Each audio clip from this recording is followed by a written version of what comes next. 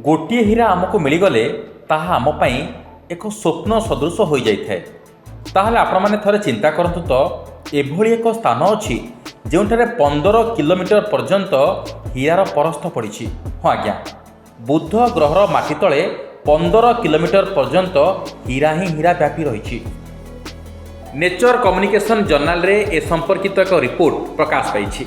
अवश्य ए हीरा को आमे पृथ्वी पृष्ठ को आनी परिबा नाही, तेबे एहा उपरे गवेषणा करी बुध ग्रह किपरि सृष्टि होइथिला ओ एहार चुंबकीय क्षेत्र संपर्क में तथ्य संग्रह करिहेबो।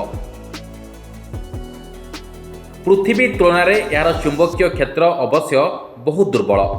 नासार मेसेंजर एही ग्रह उपर भागरे देखा जाउथबा गाढ़ रंग को ग्राफाइट भाबे चिन्हट करिछि, जहाँकि कार्बन रो एक रूप अटे।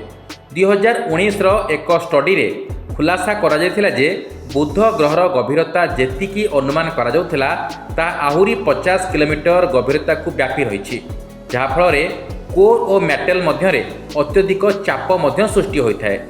ग्रह मध्य रही कार्बन ये चाप फल हीरारे परिणत हो जाए। से हीरार एभली परस्त एठारे देखा मिली।